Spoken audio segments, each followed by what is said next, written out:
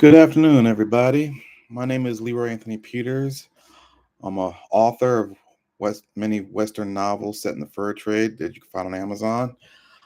I just wanted to take the time, to explain how that as a 46-year-old black man from Maryland, now living in Delaware, why I write, and not just any books, but books set in a era that's almost long forgotten here in America. Um, so why do I write? I find writing for me to be very therapeutic, an escapism, and it help especially to a world where um you could be your own person, no one judging you, and no one look down upon you, and be a larger than life. I've always imagined living in a world like that, especially since I was a kid. Um, Growing up, my biggest hero was my father, still is my dad, and I'll never forget. He used to rent a lot of old Western movies from like John Wayne and Clint Eastwood. Big fan of Clint Eastwood movies. But I'll never forget the first movie he rented, which was the first time I saw a Robert Redford, who we just lost last week. The first movie starring Robert Redford I ever saw that my dad rented was Jeremiah Johnson, and that was the first time I even heard of the fur trade.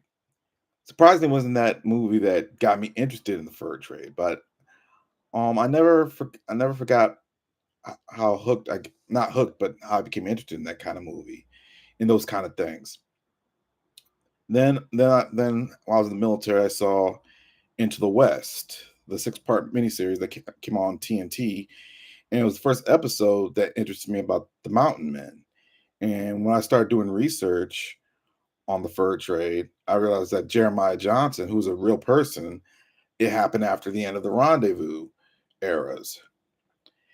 I was hooked, and you know, the, and after I got in the military, living in Montana for 3.5 years, Montana, Into the West, Jeremiah Johnson, and living in Montana kind of planted my interest in the history of the fur trade and why I wanted to write about these kind of stories.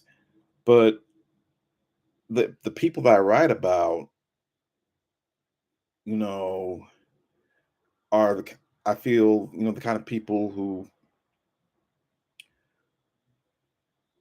aren't superheroes, who are flawed human beings, but who are good people, fiercely loyal to their family. And I kind of see myself, I like to think that I'm that kind of a person. Even living in Montana, I still have friends who I consider family where I live right now. I'm very close to members of my family, such as my cousin Nate and his sons, my parents, my family. Family is very important to me, but also like being close to your friends who got your back. That's also very important to me. And writing has helped me express these feelings. And like I said, it's very therapeutic because as someone who suffers from mental illness, um, it's helped me basically take control of my life, and it's helped me think. And I realize when I'm writing, I'm a different person. So I highly encourage a lot of people, if you have a talent for writing, whatever, or you just got talent, stuff what writing, painting, um, you know, embrace that talent, do it. Use the talent that God gave you. And that's why I do what I do. I feel God has given me that talent.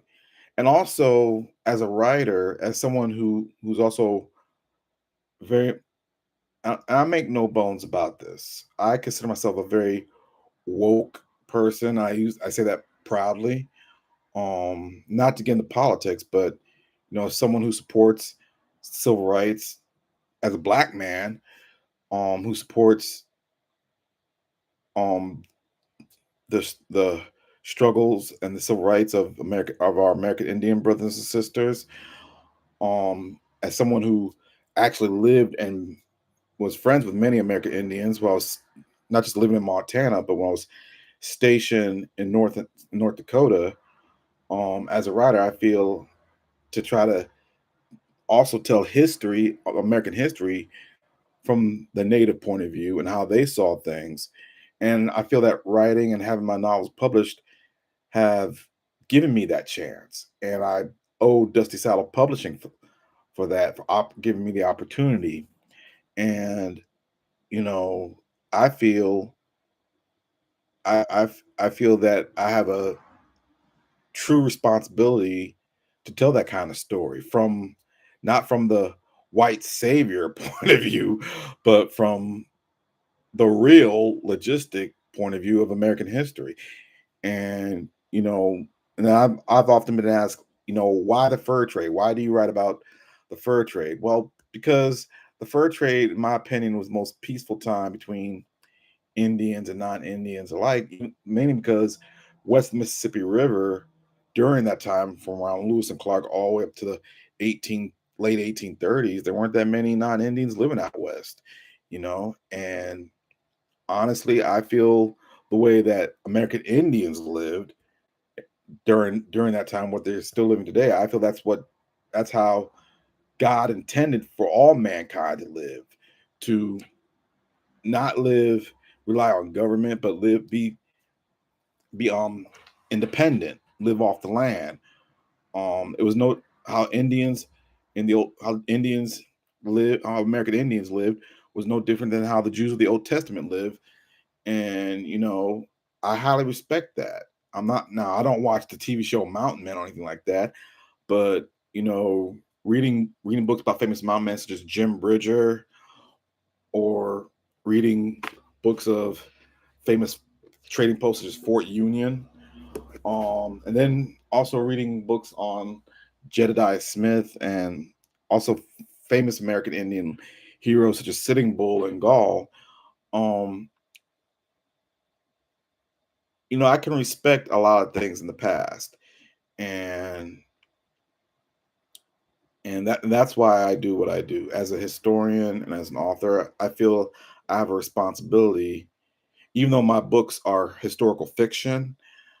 I feel I have a responsibility to basically tell the world American history, a certain part of American history that has been long forgotten, how it was and how many of our American Indian brothers, through their eyes, how they saw it.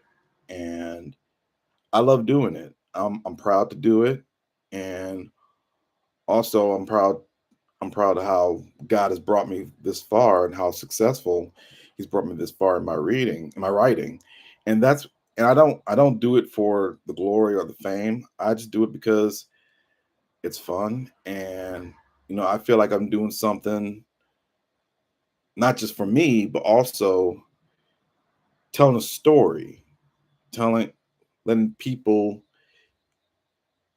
you know, giving them a world that that people today have not seen, and I feel honored to do that, and I'm thankful to God for blessing me with such a talented gift. I'm LeRoy Anthony Peters, and if you have any questions for me, just put the like button, put place a comment at the bottom of the video, and I'll be sure to answer your questions as fast as I can. Thank you. Take care, and God bless.